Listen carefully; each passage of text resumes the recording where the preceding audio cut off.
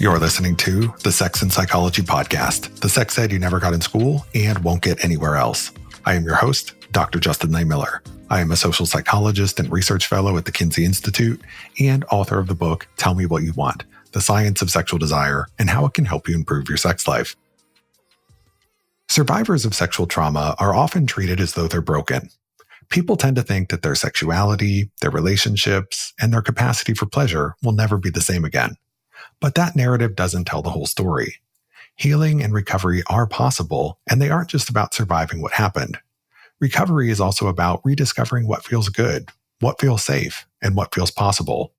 There's a positive path forward, and it's one that deserves a lot more attention than it gets.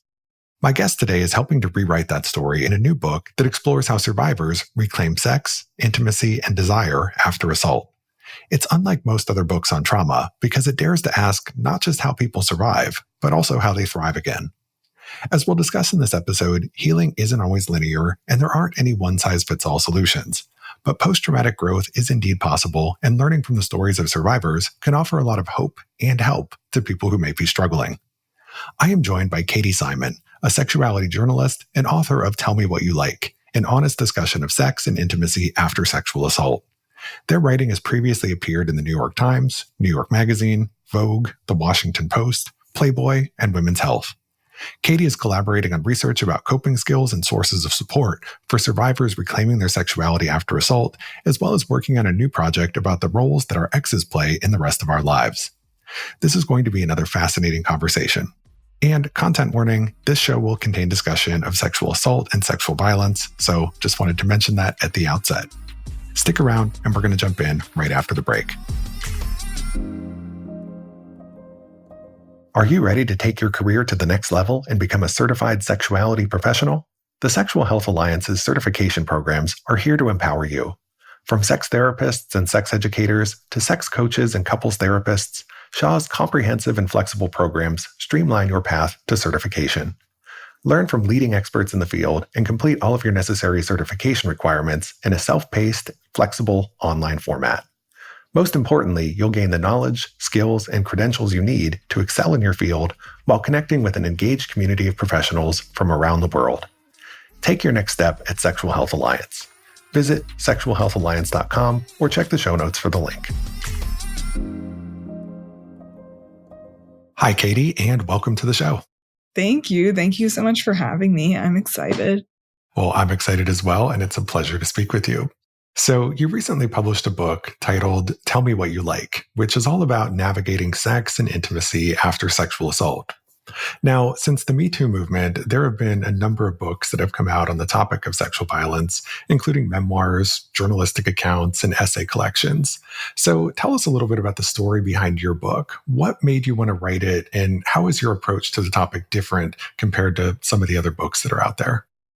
So I was raped when I was 18 years old, and pretty soon after, one of my biggest concerns was how to approach dating and sex and relationships after having experienced that trauma. So this is something that has been on my mind for like 15 years at this point, but it took a while for it to develop from a personal interest to a book. And sort of the crucial step that occurred that enabled me to write the book was I pitched my editor at the Washington Post, who I'd written for a bunch of things. And I said, can I interview sexual assault survivors about sex?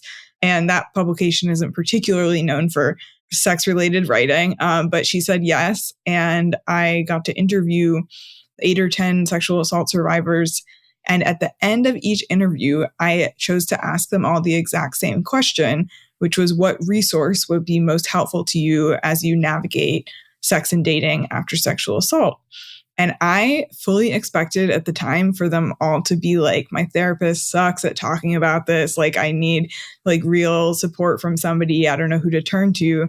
And instead, they literally all said the same thing, which is we want more stories. We want more real stories of people who are going through this and how they're navigating it in real life, not like top-down suggestions, not prescriptive stuff from anybody like a therapist or anything. We want like to get to the heart of it through real people's real stories. And that really shaped how I went forward and wrote this book. It's entirely based off of interviews with sexual assault survivors, very diverse group of people, both in terms of identity, but also lived experience and lived sexual experience. And that was really important to me because I wanted sexual assault survivors to see themselves in these stories. Like, it's not like you're going to have a mirror image of yourself, but they will be like relatable, and you'll find stories that are more similar to yours as well as different ones. But storytelling was really at the core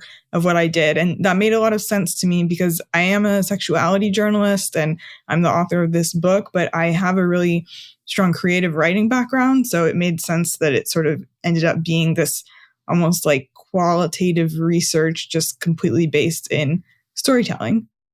Thanks for sharing that. And, you kind of anticipated my next question, which was, when it comes to writing a book like this, you could have interviewed a bunch of subject matter experts, academics, therapists, doctors, counselors, but you chose to focus on those stories from survivors. So I was just wondering if you could tell us a little bit more about why focusing on them and their stories is so important. Is it about that relatability and making it very accessible to other people who have experienced similar things? What's the thought process there?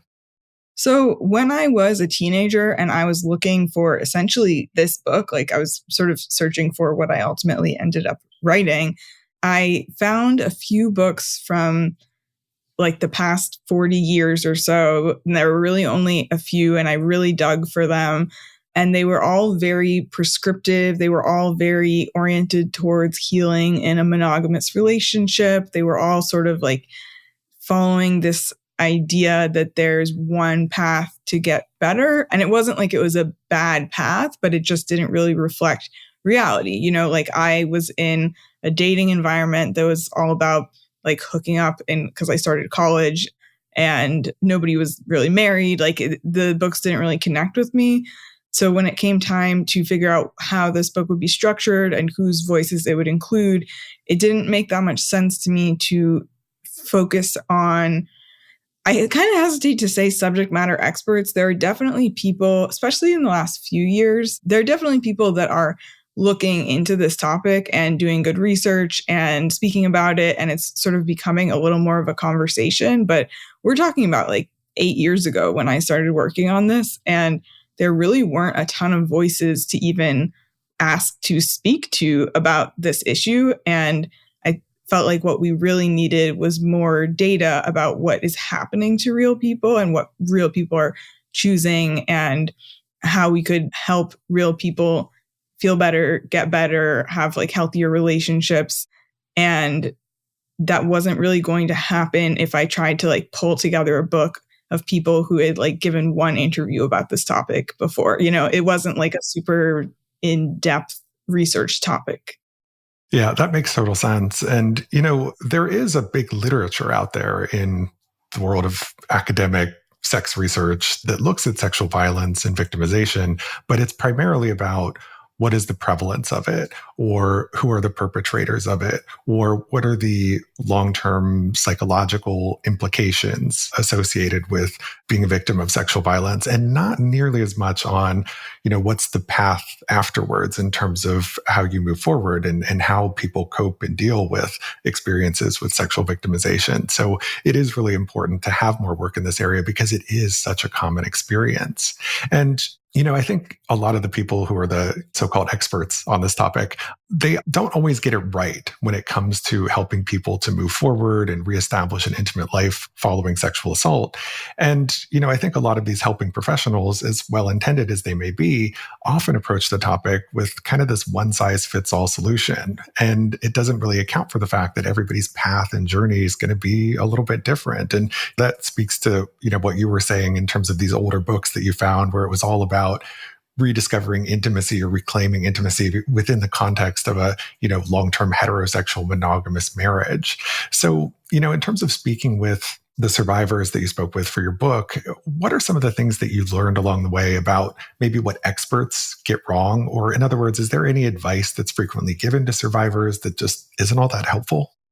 Yeah, I think the one size fits all approach never works for anything. I think that a lot of the experts that are talking about this topic are coming at it from the perspective that if you were sexually assaulted, that is the most important thing about your sexual identity and like your sexual interests and needs.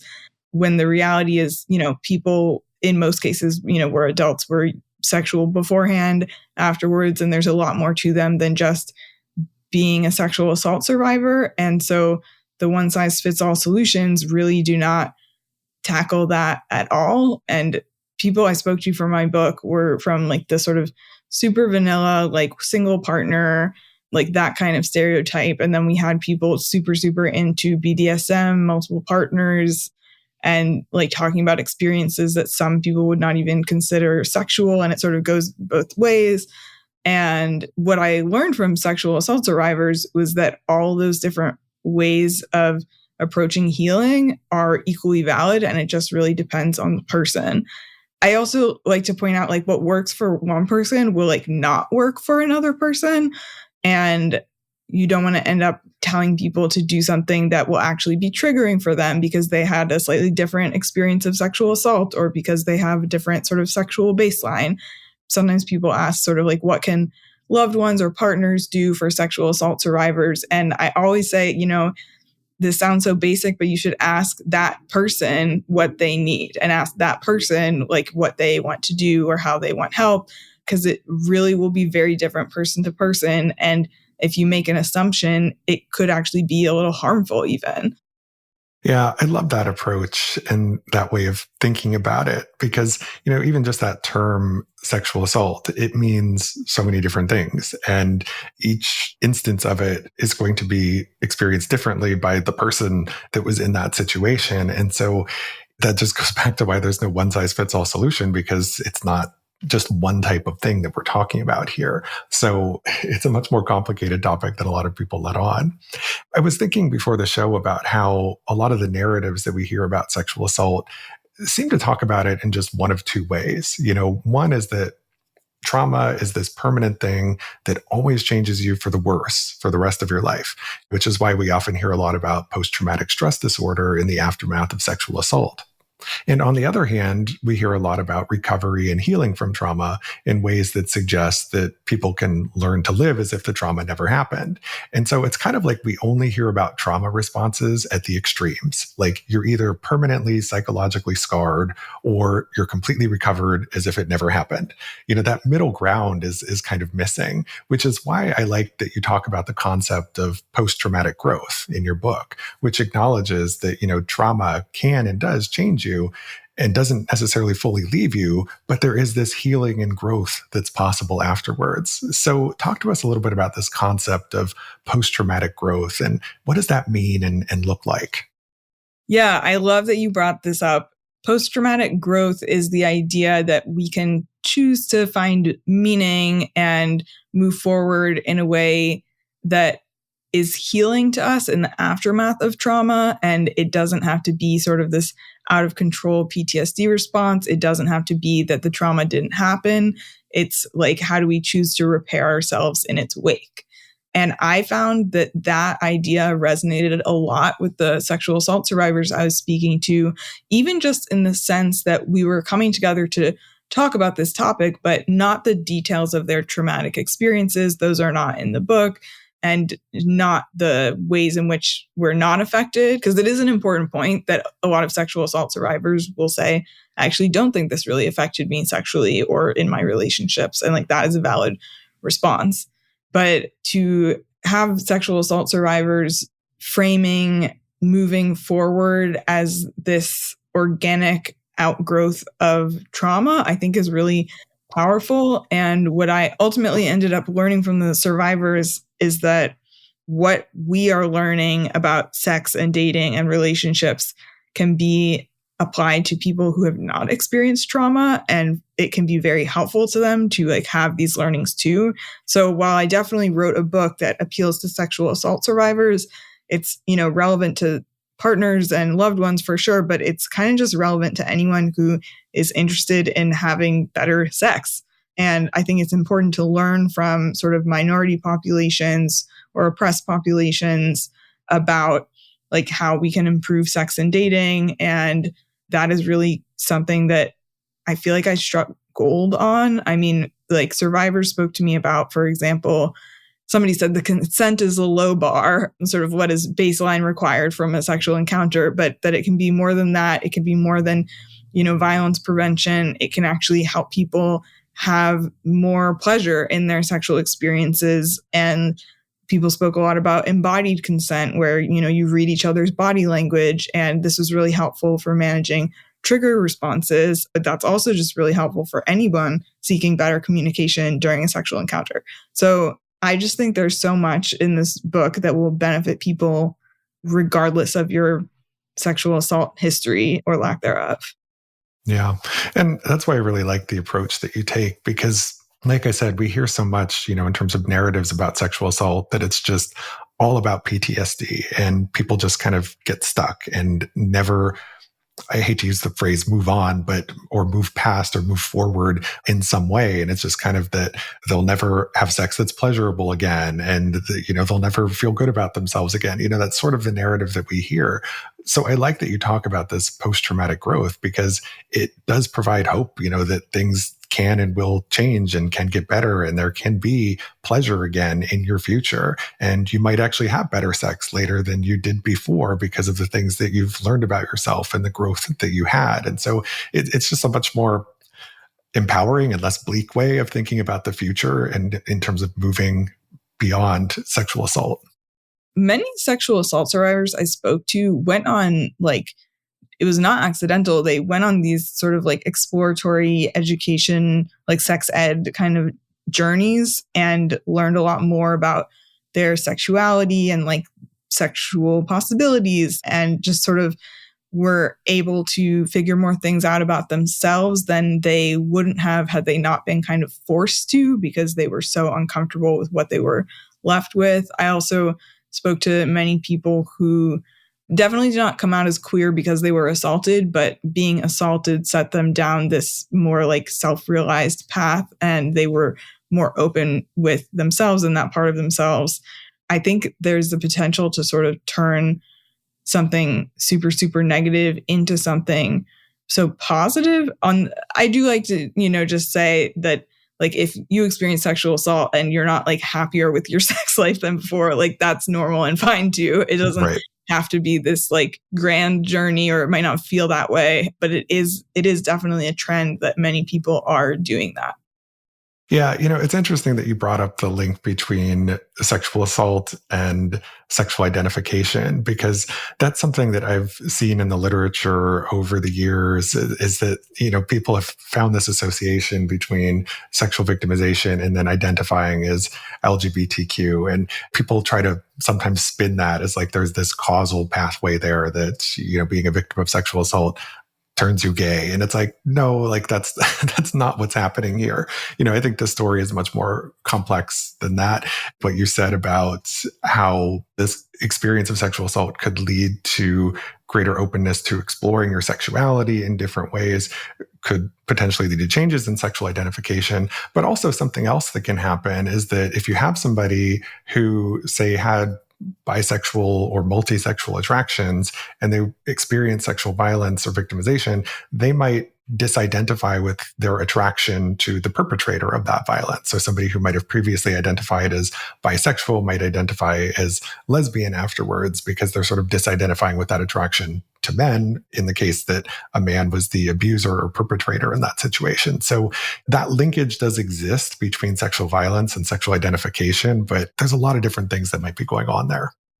Yeah, definitely. And what was really interesting is there were a few people who I spoke to over the course of 5 or even more years. And we didn't talk every week or anything like that, but I got more of a sense of their journey in those cases, including for some people, fluctuations in sexuality definitions. For example, a woman that when I first met her was sort of only sleeping with men. She was bisexual, only sleeping with men, trying to kind of get power back almost from doing that.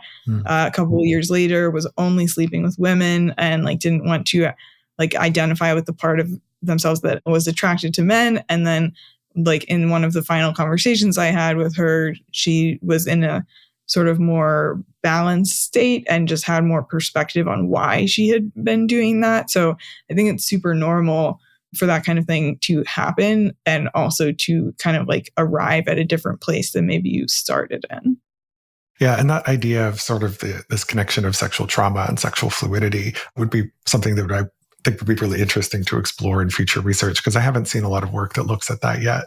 But getting back to your book, in a lot of the stories that you tell, it seems like a lot of people often figured out solutions that worked for them on their own. I mean, they often got advice from doctors or therapists or other professionals along the way, but it didn't always address their needs. And so people experimented, they tried different things, and they ultimately found what worked for them.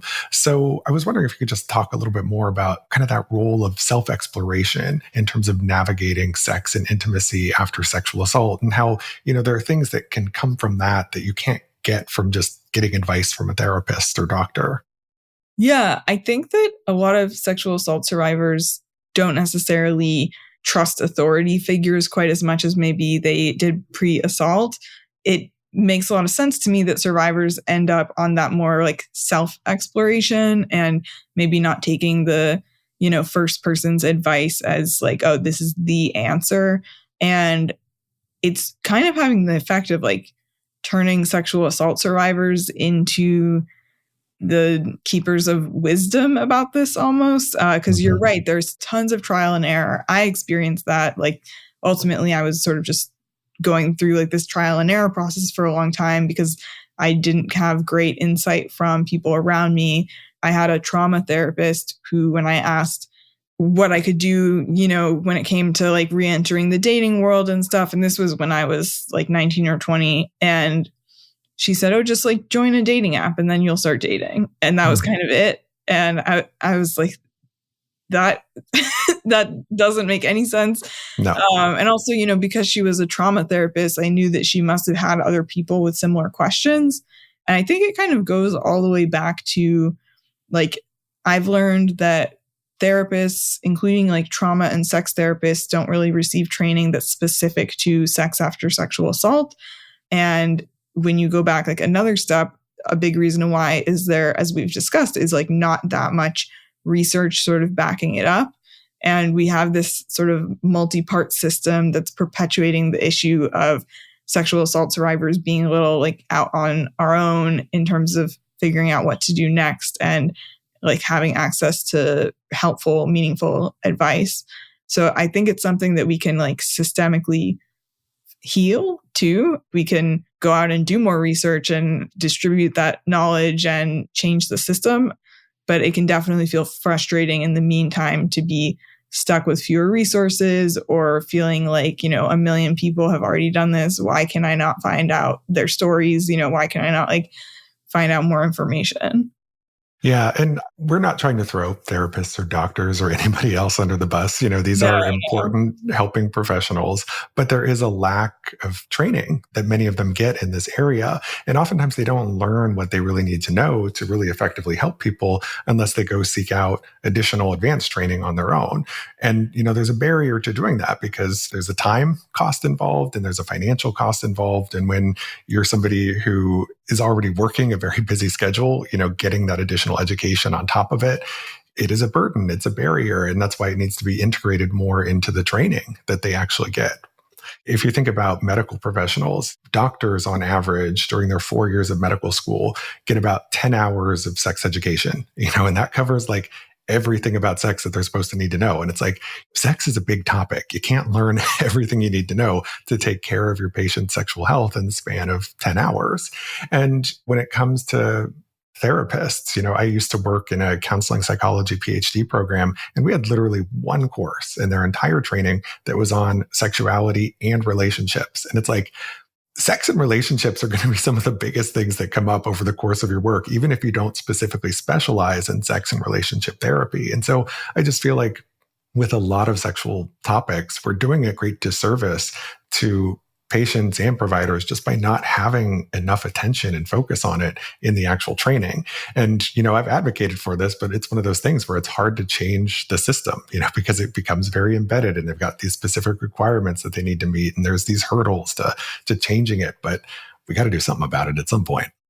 Yeah. And I think that there's this sort of baseline misunderstanding that since sex after sexual assault is such a human issue and, people just automatically will feel empathy for patients or, therapists will have like a friend that happened to that somehow like that sort of empathy and compassion will bridge the gap. But the reality is it's very complex and definitely worth having specific training on the topic and not just expect those conversations to appear naturally. Yeah. And definitely not throwing any doctors or therapists under the bus. I think people are kind of just doing the best they can with what they have. Yeah. I was just on a panel recently where everybody else was, I think, a social worker, and we were talking about this, and something interesting came up that a lot of the social workers had kind of ended up learning about this issue from patients and had almost like received like this informal training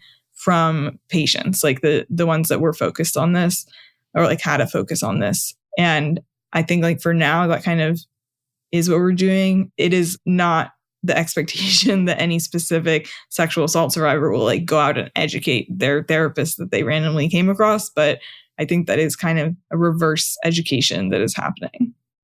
Yeah. And it is true that a lot of providers are kind of learning this stuff on the fly because they didn't encounter it till they were actually in practice. And, I'm on a lot of listservs for therapists and other professionals, and people are asking questions all the time. Like, this is the first time I'm seeing something like this in my practice. And they're asking their colleagues for help and resources. And so as long as they have that access to resources, they can try and learn and get the information that they need to help their patients. But yeah, it's, again, one of those things where we could solve a lot of this by changing the training programs. But like we said, more complicated than it might seem to do that. But one of the things that I really like about your book is that it isn't just about telling stories with sexual assault. I mean, that's obviously important in its own right, but it seems to have a pretty big focus on solutions. And I wanted to talk a little bit about some of the solution side of things. So in speaking with all of these survivors, what are some practical things you took away from those conversations that could potentially be helpful to other survivors? Well, first of all, I would just say that is definitely the angle. And it's even the angle of the title. Tell me what you like is sort of playing with the idea that I think a lot of people ask survivors, like, tell me what you don't like. I don't want to do anything. I want to avoid anything that sort of is harmful. But actually, there's a lot to learn from asking that flipped positive question. One big area where this came up is with survivors disclosing trauma history and sort of how that plays into sex and dating with potential partners. I really liked talking to survivors about this because people had so many different ways of doing it. And one really resonated with me from a survivor that actually worked in violence prevention, but dated somebody for years without telling them like kind of the specifics of, what happened to them that might be causing some of their triggers or something like that. And it just kind of came to a head in a difficult conversation. And she ended up watching Surviving R. Kelly and sending him the information to watch it himself and saying like something like that happened to me. And that proved really helpful and sort of reassuring to her because you're automatically normalizing what happened to you by saying like, look, there are other examples. And other people spoke to me about similar examples where they sort of told their story in a way that it was protected by other stories. And I actually think people will do that with my book and say, oh, like I had that panic attack. Like it's sort of like this paragraph of this book. And I think like using other people's stories to help tell our own is such an empowering and effective way to go about doing this. And yeah, like the survivors just kind of like made that up, like nobody told her to do that. She just kind of did. And survivors also talked about another strategy that I think is really helpful and can be translated to a lot of different situations too, is instead of saying like, here's the story of this bad thing that happened to me, and like, that's why I am the way I am, saying like, here is a specific need I have. This is what happened that like created that need, or this is a boundary I have now. And like, here's the backstory of why. But always tying it to something actionable people can do, because there are so many well-meaning people that just didn't receive any particular training again to receive a story about sexual violence and feel like they have to do something or that, like they just don't know how to handle that. But if you tell a story in a way where there is something actionable and like there is a purpose to it that's very specific, you can sort of tell your story over time by having it couched in those conversations. And a lot of survivors I spoke to found that very helpful. But again, that's something that anybody can like have a kind of like needs-based approach to difficult conversations. And that can work really well.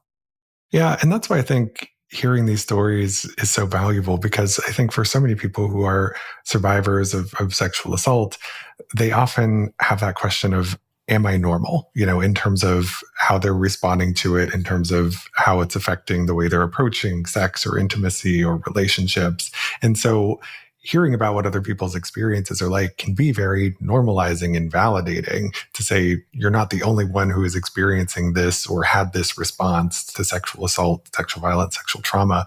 And so, yeah, I think that just in and of itself can be very healing to know that you're not alone in terms of having the response that you have.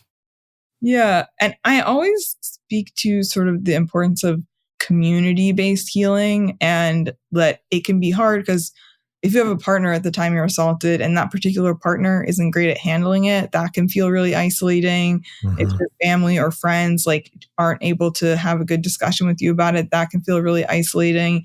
But I concluded my book with this sort of exploration of the community-based healing, which anybody can tap into, like no matter what your specific circumstances are, like you're able to find a support group for, you know, like domestic violence survivors online, and you're able to call hotlines for help, and you're able to build new friendships with new people. Like all these things are possible and will help you heal. And just because your current circumstances are more difficult for that stuff, it doesn't mean you'll be trapped like that forever. Yeah. And I think that is an important message too, that you don't have to do this on your own. And there are lots of helpful resources out there. And it's all that you include them all in the end of your book, including where people can specifically go. So that in and of itself is also just a valuable resource in addition to telling all of these stories that you do in the book as well. So thank you so much for this amazing conversation, Katie. It was a pleasure to have you here. Can you please tell my listeners where they can go to learn more about you and your work and get a copy of your new book? Yes, definitely. You can Google Katie Simon and you will find everything. But my Instagram is Katie W. Simon. And my book is available sort of a lot of places, including like Amazon and Bookshop and all the normal places. And it makes a good gift for a lot of people. And it also makes a good gift for your therapist. So if you want to give your therapist a present, you can give them this book. Tell me what you like. Well, thanks again for sharing that. And I'll be sure to include links to everything in the show notes. So thank you so much for your time. I really appreciate having you here. Yeah, thank you so much. This is great.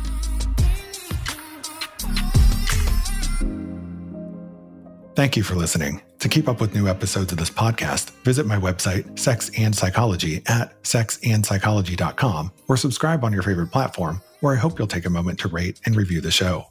If you listen on Apple Podcasts, please consider becoming a Sex and Psychology Premium subscriber to enjoy ad-free listening for just $3.99 a month.